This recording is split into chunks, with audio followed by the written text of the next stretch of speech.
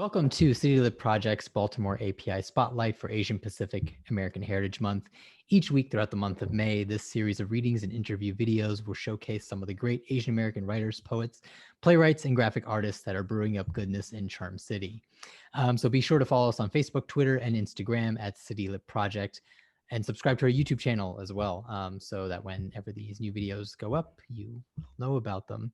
My name is Aditya Desai. I am a writer and editor here in Baltimore, and I have been working with CityLit Project since 2016 as a volunteer, board member, and board secretary. And today, I am pleased to introduce Rajani Gudlavalleti. Rajani is a dark-skinned, second-generation Asian South Indian, dominant-caste, Hindu-raised, atheist queer woman living in Baltimore.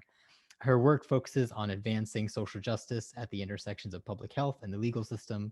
She serves on the executive team of the Baltimore Harm Reduction Coalition as director of mobilization, advocating to end the drug war and anti-sex work policies, and is also a consultant with Baltimore Racial Justice Action and a co-organizer with Baltimore Asian Resistance and Solidarity, which is how I've gotten to know them. In fall of 2018, Rajani was a Gardarev Center Fellow, I hope I said that right, working on her book of essays and poetry exploring identity through personal stories and intersectional social analysis.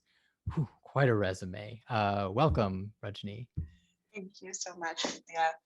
Awesome. Thank you. Thank you for being here. Yeah, I'm so happy to be here. Oh, and we're happy to have you. Would you want to start us off with a reading?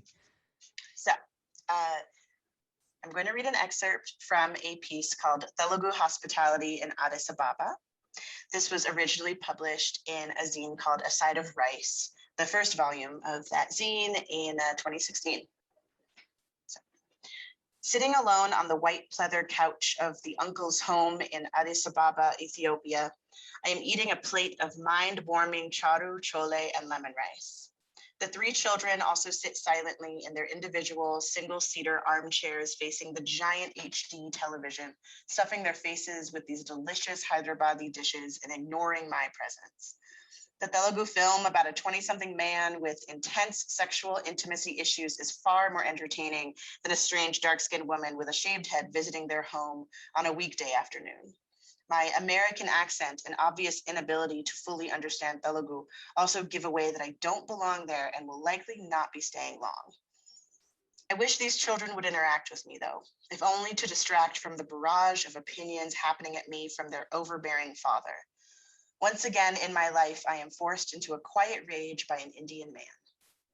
I often don't find myself quiet for long under such circumstances, for the desire to keep the veins in my eyeballs intact is a bit more pressing than cultural respectability politics. However, I am a stranger in a strange land, and these are my people. 3 days prior, I was in another home of strangers, eating food cooked by a woman with whom I could not directly communicate, trying to modify my body posturing to ease the brown masculinity of others.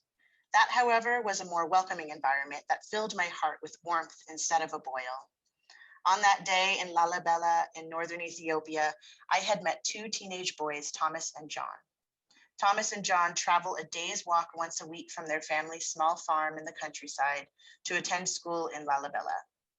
I met them as I was walking back to my hostel from a 2-day tour of magnificent churches built into the mountains in the 12th century. The boys walked along with me to practice their English skills. They were fascinated by my skin color and curious about which country I call home. They guessed Kenya. I explained that I am Indian American with a hyphen, a concept that may have been a bit nuanced for this particular conversation. We chatted about India and the US and their perceptions about Indians valuing education. I politely nodded to keep the conversation moving, avoiding my usual diatribe about the model minority myth. They told me they wanted to go to university in Addis, but their father would rather they stay and work on the farm. The Ethiopian boys then invited me to a traditional coffee ceremony at the home they rent in Lalibela, which led to a modest home-cooked meal of injera bread and berberi. In that 200 square foot home in a neighborhood of aluminum siding structures atop a rocky mountain range, I felt more at ease than in the household of Telugu pride in Addis Ababa. Sitting alone on the white pleather couch of the uncle's home in Addis Ababa, I am now learning that he is apparently a staunch advocate for raising children with a traditional Telugu upbringing. The uncle sends his children to Hyderabad every year for continued education in the summer. He finds the ways in which first and second generation Indian Americans live in the United States to be abhorrent, which he only describes to me as generalized statements of fact, so proud that he never took a job in the United States. At no point does he directly acknowledge that I, the woman sitting before him, am a second generation Indian American. As the anger swells in my body, born and raised in the United States, I think back to the moment 3 days ago, sitting on a pillow in Thomas and John's home. I felt so well received by them, a wanted guest. I was not put in the position to defend my identity or my upbringing. Yet, in both circumstances, I was challenged by being seen as an American. While the uncle passed assumptions of Americanness onto me, Thomas and John were fascinated by the mere fact that I even exist. So that is an excerpt from that piece, an essay that goes on about my travels in Ethiopia. And then the other thing I wanted to read is a poem. They really inspired each other, these pieces. I always go back to them, but this is a poem called Asian that I wrote in 2019 going into 2020 / probably for 36 years of life. A poem called Asian. It was published in the Baltimore Asian Resistance and Solidarity 5-year anniversary zine. So shout out to Bars. Okay. The round almond curves of my eyes, outlined by long black lashes, are brightened by the gold in my pupils. The warm walnut brown shade of my skin tone lightens to a cashew pale at my palms and darkens to an umber in my deeper crevices. These features dissected in the minds of all who pass. What is she mixed with? Why is she here? Where is she from? Does she speak English, Hindi, Telugu, Amharic, Spanish, Arabic, Swahili? Does she know her people? Our eyes tell us Black, Asian, Indian. Our learning tells us Indian, Asian, white. Curious minds forget consent. Just ask, always ask, demand to understand, demand an end to this racial confusion. Rajani, thank you very much. That was wonderful. You mentioned that they were kind of informing and speaking to each other, or each were kind of developed in conversation. Could you dig a little bit more into that? Like, how did, I don't know which one came first, but where did the first one come from, and then where did the one follow after that? Yeah, absolutely. So when in 2014, I quit my job and had saved a lot of money and went on a trip, like a lifetime dream trip to Eastern Africa for about 2.5 months. And I traveled around backpacking from Ethiopia down to Mozambique and back up, and kind of did a lot of amazing journeying. And Ethiopia really stuck with me. And along this trip, I would write and journal before that trip.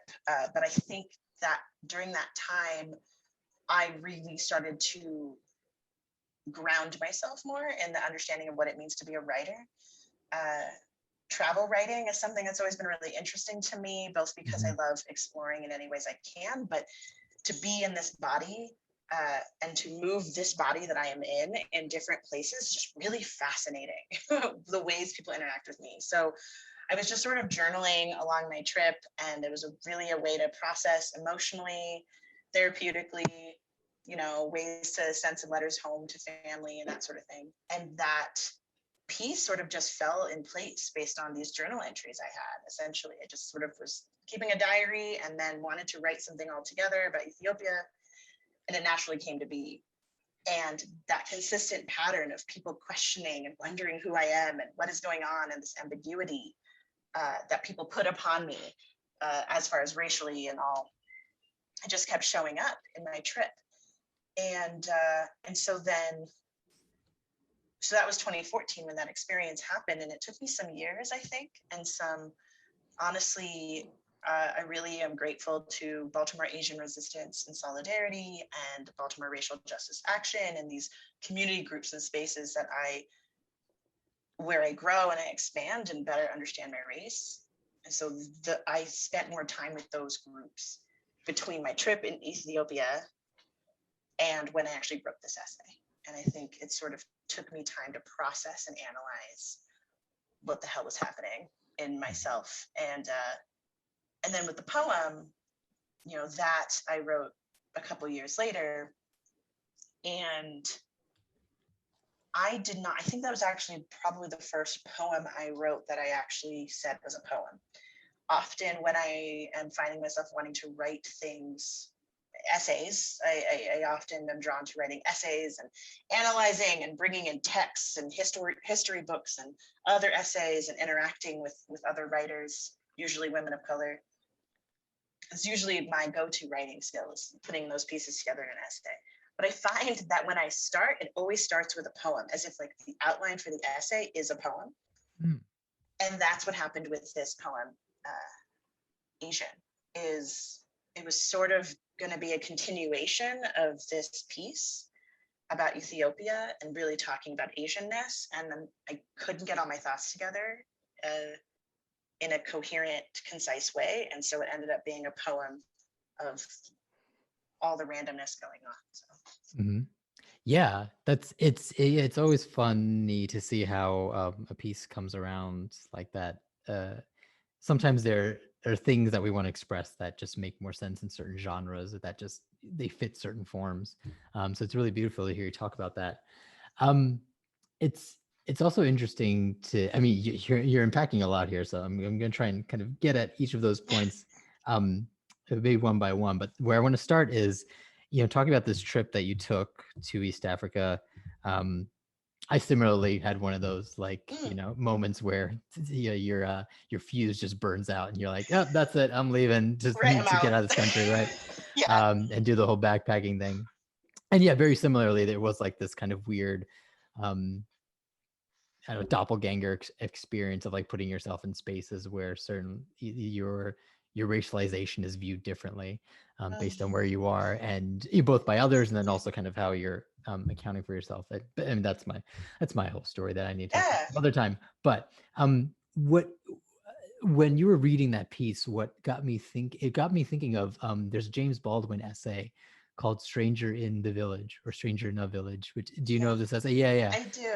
Somebody else has said that to me too when I've read this piece. That's funny. Yeah. So I mean, for people who don't know, it's and it's been a while since I've read it, but it's essentially he's chronicling this time where he's in the small village in Switzerland, and of course, being the only Black man in this small village, and kind of how they're kind of trying to see himself through their eyes, and how they clearly have these certain racist attitudes towards him being there, and he's comparing that to kind of America's racist attitudes, and he basically makes these conclusions about whiteness and Americans' aspirations of whiteness, and how it's like this return to like this European purity. Anyway, it's this whole thing, and it's a great essay people should look into. What I was thinking about when I was reading yours was that it was this almost beautiful inversion of it, where you were in this house of, sorry, it was like a Telugu family in Ethiopia. Yes. Wow. My babai, my dad's brother, who is in India, his friend from IIT, like Institute of India Technology, lives in Addis Ababa, and then he has a friend who was childhood friends with my dad. The diaspora is a fascinating. Totally. The dominant caste, high caste Brahmin diaspora. Let's be clear on who the access going on. But yes. Yeah. Family. But so you're there, and then you have like this moment of fracture where it's like, clearly there's the old issues are still there, right? And then you seem to find more community with people who you don't even share a language with, and may not know you as well in a kind of a racial or an ethnic or a cultural way, but still there's like this like bridge you're able to build with them. So that was kind of really interesting, I thought, and kind of how you unpack that. Thank you. Yeah, it's interesting, because when I think back on that experience, I've actually come across this a lot in my life, where I grew up in the San Francisco Bay Area, and I've been in Baltimore for 11 going on 12 years. But I grew up as a kid in a large Asian American community, large Telugu community. And so I very often wanted to escape that and experience other things. And I didn't, but I keep finding myself, oh, but community, it's that familiarity, even though it slaps you in the face and it's so frustrating. It felt very Santa Clara, my hometown, when I was in this guy's house. And I'm like, whoa, this is that, I keep getting drawn towards it. And maybe it's because I felt lonely backpacking alone, but it's just interesting to experience that in different places. Totally. Yeah, it's interesting how our relationships with our cultures change over time. That's the most obvious statement in the world. What I mean by that is, Yeah. you were talking about how this, you had this trip, and then it was really over the course of the next few years as you started working with these organizations in town that tackle these various like social justice issues. And that also kind of informed and maybe even give you language, is that fair to say, to how to think about that? Yeah, do you want to maybe talk about that, about maybe how your work in recent years has helped maybe change your understandings of your culture, and kind of what you consider to be both familiar, but also what you consider to be community, or the people that you want to be in community with? Yeah. Yeah. Oh, I would love to, and I will definitely talk about that for hours. So I'll try to keep myself I know you can. That's why I asked. Yeah. I know. Yeah, man, Baltimore is awesome. Baltimore rules, and I love that this town is just like, I've always, since I was a kid, been very, I think because I'm dark skinned, and so a lot of the other South Asians I grew up with, other Asians I grew up with, I just happened to be darker skinned than a lot, or more American than a lot, or queer. So I always felt like this, like just a bit like the dial is just a little off.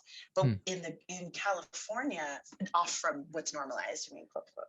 But in California, we don't talk about that stuff. Like, people have this concept of California being so diverse and beautiful, and everyone's identifying their multiracial, multi-gender identities. And yes, but also it's like that niceness thing, different from the Midwest niceness thing, but like, we don't talk about it. But in Baltimore, man, like, people are just out here talking about race so dramatically, so directly. Definitely a lot of it is offensively, but it vibes with the way I want to talk about stuff. And maybe it's because I'm an Aries, I don't know, but I'm like, can we just acknowledge this? And so I had moved to Baltimore in 2009. I went on this trip in 2014, so I had been here for a minute. But when I came back, I think having been in Eastern Africa, and adding a lens on understanding Blackness and anti-Blackness, and then I was able to help me to learn more about the role of Blackness in this Black city, the race in this Black city. And so it just was kept turning. I keep imagining this sort of like a puzzle that keeps turning around, like, what am I trying to understand here?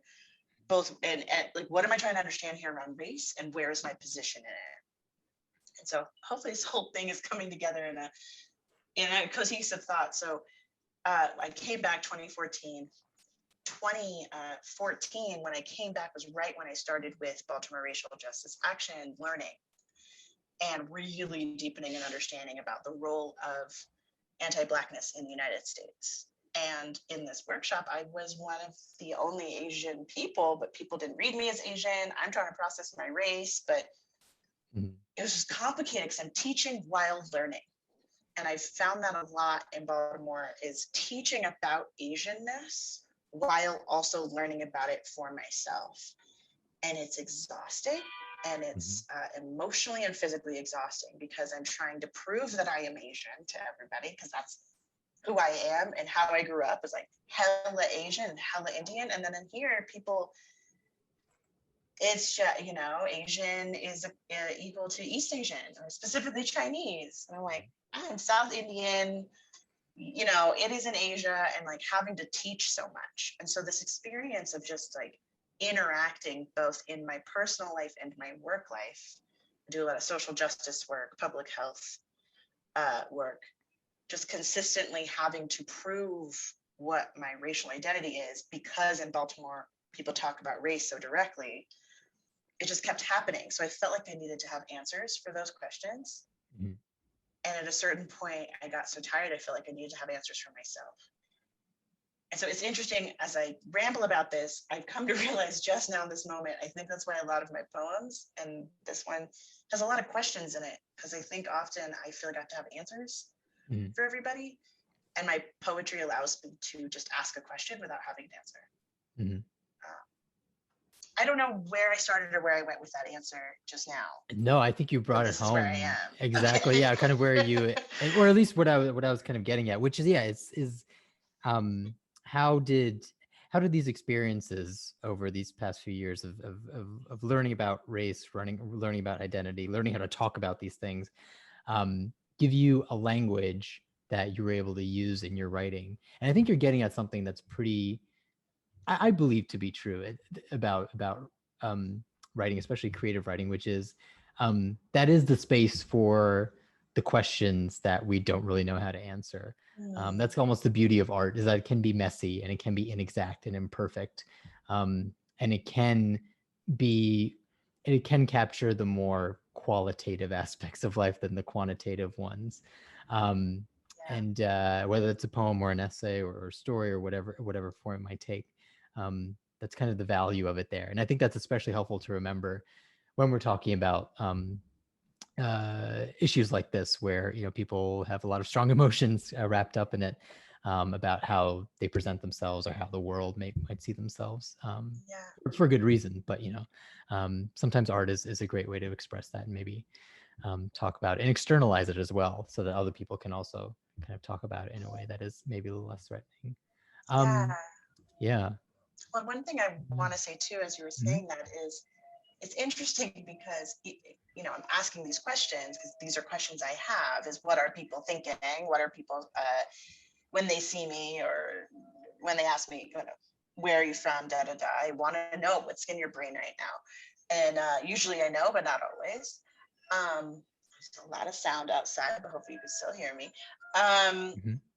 And so one of the things about writing, I will say it's only relatively recently that I started to actually put my writing out there in the world, and unfinished, as it were. I have a blog, and so, but I definitely go back and edit some pieces on my blog when I feel like it. And I used to think I had to, if it was out there, then it was like in stone. And then I realized that this is a non-tangible cloud, so I can do what I want because it's my fucking blog. And so so there's that. But so it allows for, like, that mode of writing online allows for the constant evolution of these thoughts, and it also allows for these questions to grow and expand. But also I put it out there because I kind of want to have something to refer people to, so I don't have to keep saying things. Yeah. Like, I've done that with some white folks before, where I've just been like, okay, you want to know all this stuff? Can you just go to RajaniGudlavalleti.com and just, like, I've straight up done it and just walked away because I'm tired. And it's almost like, here are the answers you seek. And I've done that once, but I'm thinking right now I want to do that a lot more. Oh yeah, for sure. It's almost like we need to bring back the business card, but it just has like your blog, written on there. Here you go. That's where you go. No, exactly. Yeah, totally. So, well, I guess with that idea, I mean, you talked about kind of the journaling that you did while you were traveling, and that was a habit you had before, but is that really where your writing started, or does your writing origin story maybe come a little bit further back? Yeah, that's a really great question. I was thinking about it. I mean, I've always had a diary or a journal since I was a little kid, to process feelings, to process experiences. When I first told my dad that I was really getting into writing, my dad immediately said, well, that's because of your grandfather. And I'm like, yeah, well, it's because of me, but also, okay. My grandfather, on my paternal side, was a journalist in India, in Hyderabad, and doing political journalism, which is also really interesting because a lot of my work is policy, like public policy work. And I tend to write, when I'm not writing about all these emotional feelings, I'm writing about policy change. So maybe it is my grandfather, showing up. So it's kind of. Can I say, I'll just say one thing. When Yeah. I started, like, I was like a little kid and I'll do my stupid little poems and stuff. My parents said I was artistic because I have long fingers. So Okay. nothing can ever be attributed to you just being you. It's always, there's some like weird genetic reason for it. Right. I love that. Yeah. It's like, okay, some biological reason for this, right? And so, and at first I was really, I guess, like, no, I'm unique and I'm going to do this unique thing. And as I've been continuing to journey and learn about race and gender and ancestors and stuff, I'm like, you know what, cool. My people are here. So maybe I started writing before I existed. I don't know. But I will say, I do a lot of public speaking in my work, in my life, a lot of external work. And that's me as an adult. But as a kid, I apparently was very quiet, which I can't imagine. But my brother always reminds me, like, you were not saying these things out loud. Like, you thought you were, but you were writing them down or squirreling them away somewhere. And that had to have been how I started writing, is feeling like I had to hold stuff in or whatever. Yeah. And so now writing is a tool for me to be able to process more internally, and not as like presentation-y, Yeah, totally. So what are you working on right now? I mean, I read your bio and you sort of mentioned that you were writing this collection of essays and poetry. Do you want to tell us a little bit more about that, or maybe other things you have going on? Yeah, man, I really want to like follow through on things I start. That's one goal in my life in general. So I've been working on, really want to pull together a book of essays and poems, just this mixed media sort of thing. There's this book called Citizen by Claudia Rankine that is this mixed media piece that has been a big inspiration to me when it comes to this book I've been thinking about. And the book has in the past had this title, Charmingly Hyphenated, which is a very cute title. Charmingly as in Charm City, hyphenated because all the hyphens of identity. And the idea around this essay book was to have a different essay adding different layers onto my identity. Like with my bio, I threw all the things in there, right? Like, and the kitchen sink. I think all those pieces are important, right? So like Asian, South Asian, woman, queer, dark skin, Brahmin, like it just adds these extra layers. So that book, which I've been working on for some time, is like building upon these roles of identity in my life and different stories around how I've started to learn about how I've built an understanding of that identity factor. So that is a fun book that it feels like a behemoth. And so I'm glad you said fun. Sometimes writing about these things is not that. I think it can be though. It's relieving sometimes. I'm really weird. I love talking about and writing about oppression, man. I say fun because I feel really confident in who I am now, which is a really great thing to say ever. And at 36 years old, and that is not something I could have said most of my life. And so I think it's fun because I feel confidently able to talk about these different pieces of identity,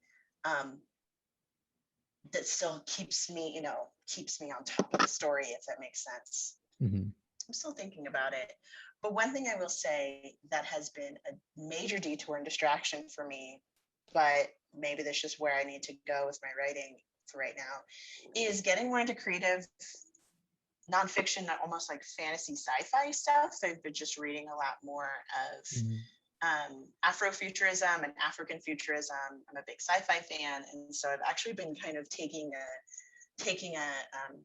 a foray into the world of that. And so there is a piece that I've been working on, that's very actively working on. It's, again, started as a poem, might become an essay, might stay a poem. And it's called Message from the Sun, which I would love to read a couple lines of if I can. Yes, definitely. Yeah. No, for sure.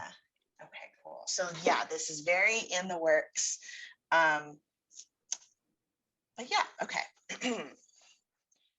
An ancient being with authority over constructs of time and space, the sun carries billions of memories of the past, present, and future.